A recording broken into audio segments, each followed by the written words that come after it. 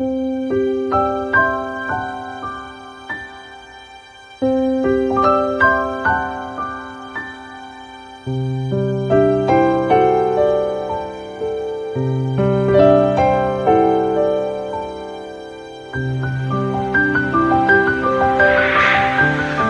कहती है, खुदा का पाक कलाम बताता है कि दाऊद गोलियत से जीत गया। लेकिन बाइबल ये भी कहती है कि दाऊद बैतशबा से हार गया। ओके, प्लीज यहां देखिए। बाइबल कहती है दाऊद गोलियत से जीत गया, पर बाइबल ये भी कहती है वो एक औरत बैतशबा से हार गया। भैया कैसे हारा, थोड़ा बताओ। बाइबल बताती है कि एक दिन आया जब राजा अपने महल में था और उससे टेरेस पे टहलने का मन हुआ, और जब वो ऊपर गया तो उसने वहां से किसी को देखा नहाते हुए, और उसके अंदर उसकी फीलिंग्स चेंज होना शुरू हो गई। बाइबल बताती है दाऊद अपनी फीलिंग्स को मेंटेन नहीं कर पाया। बहुत बार पाप में गिरने का कारण ही ये होता है कि जो आपके अंदर ग्रो हो रहा है उसे रोका नहीं जा रहा है। That is the only reason. ये कारण होता है आज पाप में गिरने का। मुझे लगता है बहुत से लोग बाहर बात में फॉल होते हैं, वो सबसे पहले इनसाइड फॉल होते हैं। यही हुआ। आप जानते हैं जब वो पाप में गिरा, पाप में गिरने के बाद आपको पता होगा उसने अपने सेनापति को बुलाया और कहा उस वुमेन को लेकर आओ। और वो ऑलरेडी मैरिड थी। उसका जो पति था उसका नाम था उरिया। और आप जानते हो दाऊद ने उसके साथ जो कुछ किया, उसके बाद दाऊद ने अपने पाप को छुपाने के जो मेहनत की है उस आदमी ने, आप उस मेहनत को देख के हैरान हो सकते हो बाइबल पढ़ते पढ़ते कि एक व्यक्ति अपना पाप छुपाने के लिए कितनी मेहनत कर रहा था।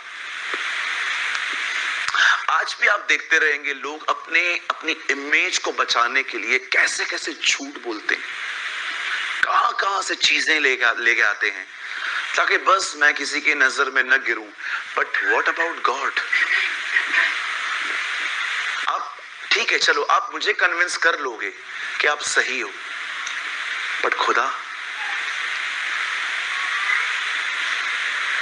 हो सकता है मैं एक लिमिटेशंस में रहने वाला व्यक्ति हूं, आप मुझे बेवकूफ बना भी दोगे, यहां वहां की सारी बातें बता के कि ऐसा नहीं था, मुझे सामने से ऐसा बोला गया, ये कहा गया, लेकिन खुदा? मैं आपको एक बात कहना चाहता हूं, सुनिए। पृथ्वी पर अपनी इज्जत बरकरार रखने से बेहतर है हम परमेश्वर की नजर में बरकरार रहें, क्योंकि इधर से कुछ नहीं आने वाला है, इधर सब आपको गिराने के लिए तैयार है।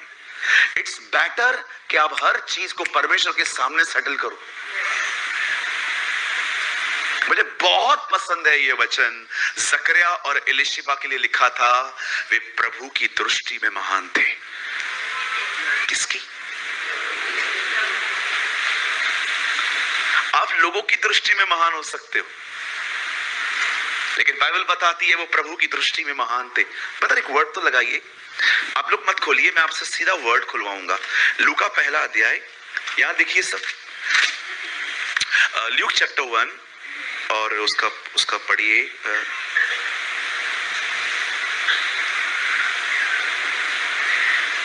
6 वचन, 1:6, यहां देखिए 1:6, ल्यूक 1:6। और वे दोनों प्रभु के सामने धर्मी थे। एक ट्रांसलेशन में लिखा है महान थे। किसकी नजर में? और प्रभु की सारी आज्ञाओं और विधियों पर निर्दोष। लिखा है, बाइबल बताती है धर्मी थे तो भी बच्चा नहीं था। वो दोनों धर्मी थे, पर उसके बाद भी बच्चा नहीं था। वचन कहता है जब धर्मी जन ही कठिनाई से उद्धार पाएगा तो उनका क्या हश्र होगा जो उसके सुसमाचार को नहीं मानते। मैं प्रभु को कह रहा था, प्रभु मुझे समझ में नहीं आ रहा है, धर्मी जन ही कठिनाई से, मैं धर्मी हूं फिर भी कठिनाई से उद्धार पाऊंगा।